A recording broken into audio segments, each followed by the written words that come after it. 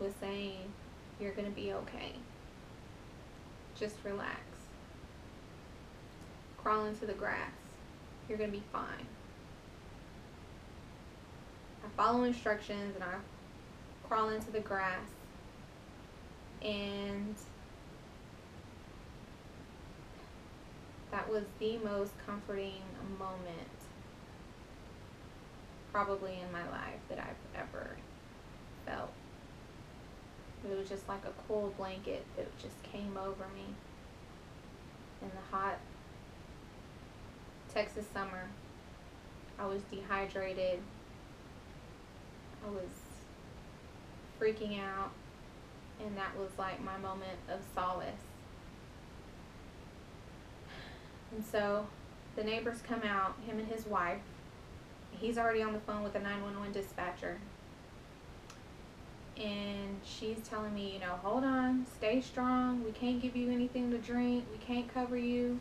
They're probably going to have to do surgery on you. That's why you can't have anything to drink. Just hang in there. They're almost here. They're almost here. She was just like,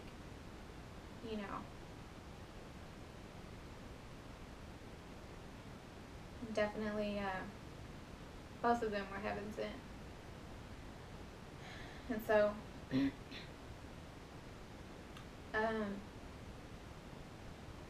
oh, and then somehow I ended up with the guy's wife beater. And so, where I got this strength, I don't know, but I was able to rip it in half and like do some MacGyver stuff with it and like tie it around, like my lower breast area to, stop the, wound from bleeding so much. And so once the ambulance and police got there, of course, they wanted to know what happened and if I knew him and, just details of everything. And I told him I didn't know him. He looked familiar. I recognized him from being in the neighborhood, but I didn't know this guy. And so the paramedic, he took the wife beater and he put it in an envelope, and he closed the envelope and gave it to the police. And from that moment, they take me to JPS. And when I tell you, everyone, like the whole JPS staff was amazing. Like, I know people talk down because it's a county hospital, but I mean, superior staff, from the doctors to the nurses to the SANE nurses to the paramedics, which I know they're not really affiliated with JPS, but still. The medical assistants, like everything, everyone. I mean, they were A1. And I couldn't have asked for better, medical help. And so I'm in trauma for a while, and the only two people that are allowed to see me at that moment were my mom and my brother. And so I still think I haven't gone into surgery yet, so anything could still happen. And so they see me in my natural state, with the blood and all that, and they just like freak out, of course. And so something that my brother told me was, well, you keep getting bumped for surgery. I think like 2 or 3 more people came in after me, and he was like, you're stable enough to where they're bumping you, so that's a good sign. And I was like, all right.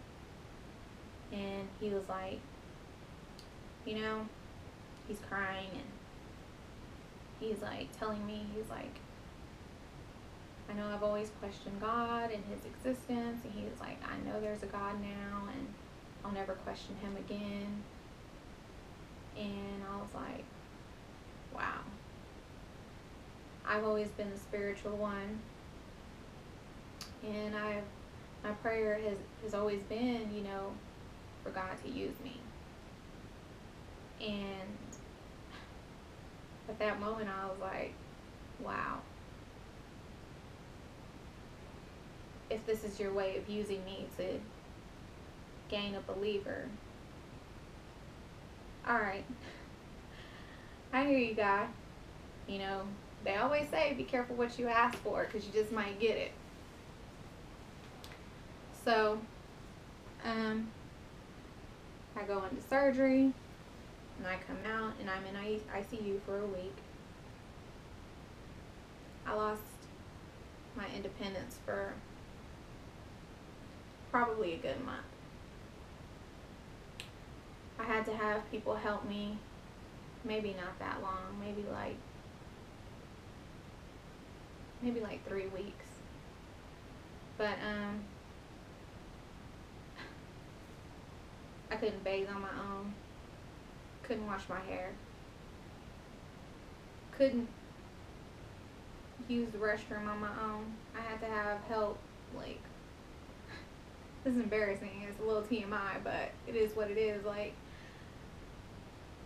my family had to help, like, wipe me and stuff. Like, talk about humiliating.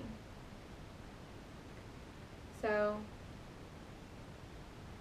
and even natural things that your body does, like, I couldn't even do that. I couldn't breathe, I couldn't talk, I couldn't sneeze, I couldn't laugh. Like, I was damn near a vegetable. Like, you know, it's crazy, you know, how much we take advantage of. And so, we went through that, and the whole experience just really enlightened me on, you know, like I said, how much we take advantage on, and how much our mind and our body and our spirit is connected. And even like with emotions and feelings, like I was so detached from what happened. Like, people would tell me, like, man, you're telling this story like it didn't even happen to you. Like, you're not crying, you're not like freaked out, you know. That's crazy.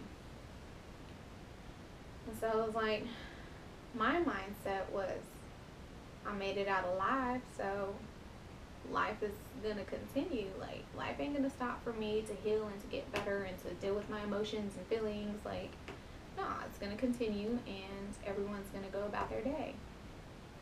And I would get like the craziest looks when I would say that, like, you're not okay, but alright. And so,